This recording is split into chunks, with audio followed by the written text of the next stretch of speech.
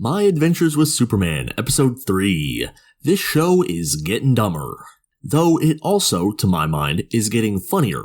I got several sensible chuckles at gags throughout this episode, even if the 3 Daily Planet reporters and their wacky personalities gave me such a cringe that I had to roll for sanity damage.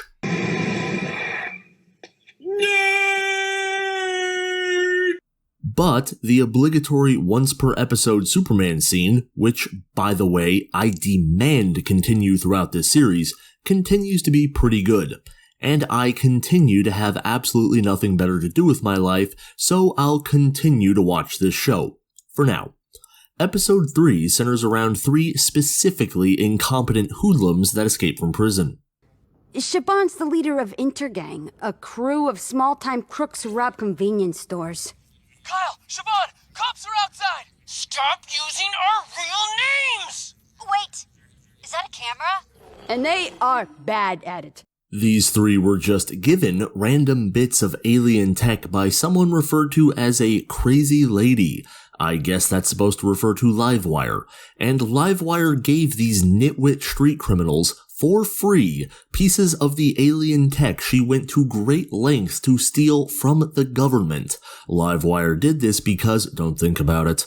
Among the items these 3 received is a mask that gives this weirdly attractive shabby hobo girl, Jesus Christ, I am down galactic, the shouting powers of Black Canary, and also some wacky ice beam machine. This machine causes ice to rapidly grow over everything in range, and when the machine is turned off, the ice immediately dissipates, doesn't even leave behind a lot of water, and everything that had been frozen solid is completely fine. That is not how ice works. Though I guess it's how magic alien ice from a magic alien ice machine works, why not? It's this sort of thing that makes me think this is a cartoon for children. Which is fine. And listen, while something being for children is not an excuse for it to be abject gobshite, I will let a considerable amount of this sort of silly bullshit slide in a cartoon for kids. And we're never gonna see this ice machine again, so who the hell cares? However, I have several questions. If this is a cartoon for children, why in the blue hell is it airing on Adult Swim at midnight? I mean, certainly air it on Adult Swim as well, because Lord knows that is also hurting for content, but why not have it run first at like 6 or 7 p.m. Eastern Time on Cartoon Network, and then run it again at midnight?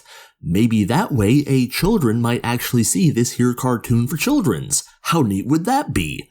Actually, I gotta check what even is airing at 6 p.m. that couldn't possibly be preempted by Superman.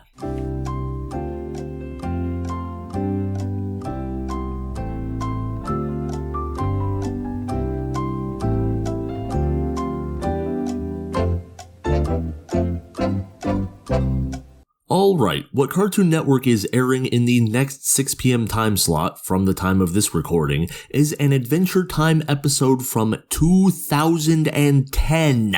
Holy shit! What fucking circus imbecile at Warner Brothers came up with this shit?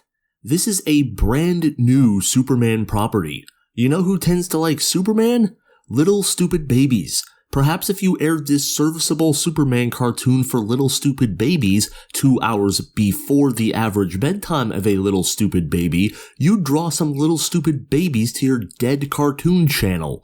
I know the typical Cartoon Network viewer nowadays is some abject loser in their 30s, but that's the problem, not the goal. If I was tasked with specifically putting the final bullet in this zombie network's head, but I was still required to air a new Superman show, I could not do a better job than this.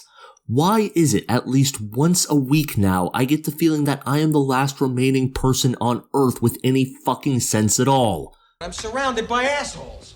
Back with the actual show, the plot sees Clark, Lois, and Jimmy investigate the prison break. This is tolerable as long as you don't think about why the prison appears to be entirely empty as journo interns bumble around the place. Our protags deduce that the criminal cretins for this episode are likely to rob a specific bank. They do this in part because Jimmy Olsen actually made himself useful for the first time in 3 episodes. Oh, my friends, this is why you have me on your side. Bam! It was on the back of her poster. That's a bank layout. They're planning to rob a bank. I would be turning the corner on this character if not for the insufferable running joke that Jimmy has a podcast that no one listens to as he scrambles to get a 7th follower. And I'll get it on Flamebird! This could get me to 7 followers! This could be a 7-follower day! Guys! I choose to construe this as a deliberate insult directed at me specifically. Fuck you, Jimmy. So our protags and Jimmy find Intergang, or whatever the 3 morons were called, at the bank. An action scene ensues, Superman continues to be pretty cool, the wacky ice machine goes haywire and threatens to freeze all of Metropolis, and this is just the plot contrivance necessary for Superman to learn he has heat vision. Superman uses his heat vision to break the wacky alien power core thing of the ice machine, which breaks the ice machine, which causes all of the ice to just go away without consequence because magic, and the power core exploding gives Superman another foreshadow vision of a wacky alien robot invasion because, again, magic. Superman then flies off with Lois to give her a short interview, possibly in the hopes that it will actually get her off his case. And it, of course, does not actually accomplish that because that plot cannot be wrapped up in episode 3. But justifiably so. This show continues to be okay. It'd be so much better if they cut out the full third of every episode that is just wacky comedy nonsense, leaving mostly the plot-relevant Clark, Lois, and Superman bits. And even then, you're still gonna have to set your critical thinking powers down to the level of a Silver Age 13-year-old, because that's what this show is clearly aimed at. Which would be totally fine if this show wasn't airing at midnight because clearly all of Warner Brothers is run by idiots doing idiot things because they're idiots. I am also interested in the repeated teasing of this alien attack since that will surely involve General Zod and that could be really cool. Though there are even odds it will instead be nuclear cringe. I'd still never recommend anyone actually go out of their way to watch this show, but if you have as little going on in your entire sad and hollow life as I do, and have been to the gym already that day, this show is alright. Though on that note, I gotta go to the gym.